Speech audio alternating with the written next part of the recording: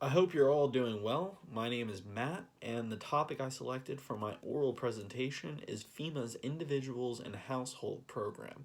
And what that program does is it gives assistance to people's homes and uh, rentals that have been disaster stricken, destroyed, and need replacements. And it gives funds directly from FEMA to these applicants. It was birthed from Robert T. Stafford's Disaster Relief and Emergency Assistance Act in 1988. And if you remember correctly, in our readings, this was a time where the late 80s and early 90s, there was a lot of natural disasters that were causing billions of dollars in damage. So there was a need for a systematic recovery process that only federal funds could fill. An important note to make is that FEMA's IHP program is part of the recovery process. We aren't necessarily trying to mitigate or prepare, and we're no longer trying to prevent natural disaster. Rather, we're responding and trying to create a new normal.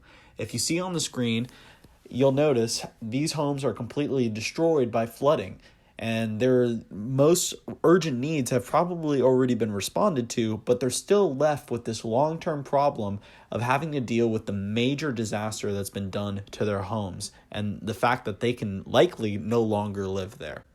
Next, we're going to talk about the qualifications and some of the eligibility you need to attain to be an applicant that gets approved for FEMA's IHP program. First, you need to be a citizen, non-citizen national, or qualified alien. Second, FEMA needs to be able to verify your identity.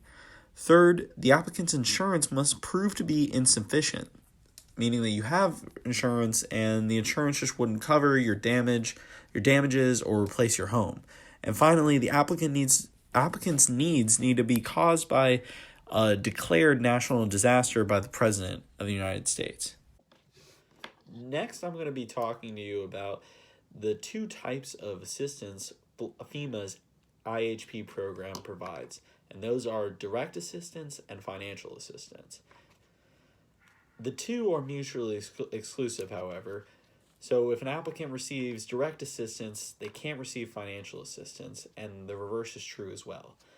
But first, let's talk about financial assistance, which tend to be funds that are given directly to eligible applicants. A program that I'll highlight first is rental assistance, in which when someone's home gets destroyed and they apply through FEMA's IHP program, they could be granted funds to rent a new property elsewhere. And the second program I'll highlight is lodging reimbursement. So if you or your family have spent money to purchase a hotel, a motel, or even a bed and breakfast, FEMA will reimburse eligible applicants who have applied. The second type of assistance I'm going to talk to you about is direct assistance, and this tends to be employed when housing options are unavailable and FEMA needs to provide a new home to disaster-stricken populations, especially individuals and households who lost their house or have experienced severe damage. And two programs that I'll mention are the Multifamily Lease and Repair Program and the Transportable Temporary Housing Units. First, Multifamily Lease and Repair program is one in which FEMA enters a lease with existing rental properties to expand and make room for an applicant. And this is a direct form of assistance. And the second program is the Transportable Temporary Housing Units, in which FEMA will actually buy the applicant an RV or manufactured housing unit, really any kind of temporary mode of housing to move them away from their disaster home while it's either repaired or replaced. The graph that you see on your screen now shows the average amount of assistance per household that was given in the last few disasters, notable disasters, Harvey, Irma, and Maria.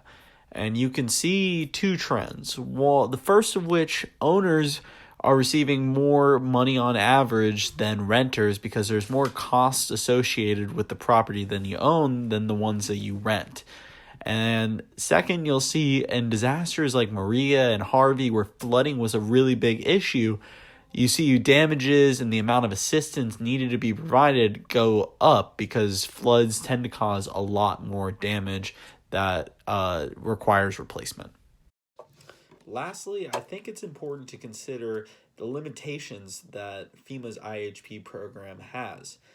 And I'll highlight two to conclude the presentation. The first limitation that I think emergency managers need to consider is the duration of the assistance. Only 18 months after the declared disaster date can FEMA provide assistance through its IHP. So that's important to note, and especially if you're on a strict timeline. But the second limitation is the flood insurance requirement.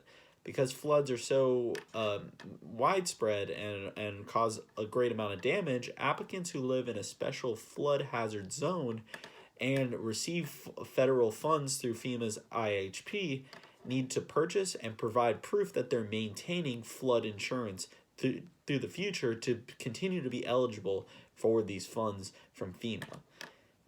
FEMA's IHP is a crucial program that provides and fills a gap between state and local agencies. Remember, we're at the end of this process. We're recovering and we're trying to create a new normal. So local and state agencies might already be exhausted of resources, and they certainly can't provide the funds and the grants that FEMA's IHP does. So since 1988, they've been filling that gap, and I think it's a crucial and important program to learn about in emergency management.